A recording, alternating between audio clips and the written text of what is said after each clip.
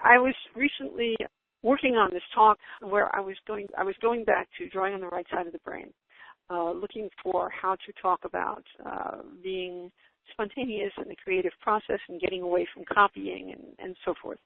And they speak in there, of the right and the left sides of the brain, which is kind of metaphorical. It's not literally true, and that's more appreciated now than it was in 1979 when the book was written. But anyway, so there is this mode which is very analytical and very verbally oriented and so forth, and that's mostly what we use, today in life, in America anyway. But there is this other mode that you would use more in riding a bicycle. It's very hard someone with words how to ride a bicycle, or drawing. If you try to describe to someone in words, and how do you get into this mode? So she has exercises to get people out of the copying mode and into the other mode, and she does things like have them copy something that is a line drawing that's upside down.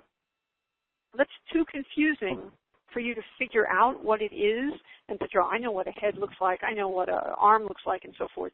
You have to kind of just copy what you see instead of what you think, whatever the stereotype is. So that's one way to go back to what you see. And then you turn it over and you find that it's amazingly much closer to what you start and what you were copying than something that you would give your impression of what it was. And she had you draw the spaces around things, the negative space. Instead of drawing the chair, draw all the spaces around the chair. Instead of drawing something like, let's say, your hand and copying your hand, look at your hand, draw with your other hand on a piece of paper, but don't look at what you're drawing. Keep looking at your hand and just draw in space. Okay, now it's not going to end up looking like a hand, but it's going to switch you over into this non-copying, non-literal, non-verbal, non-stereotypical way of functioning in your brain, okay?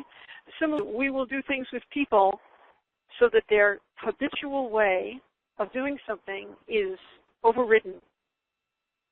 So instead of walking forwards, you walk backwards. You have a lot less habit of how to walk backwards. And we can use hands-on while they're walking backwards, and they can have, a different experience and so forth.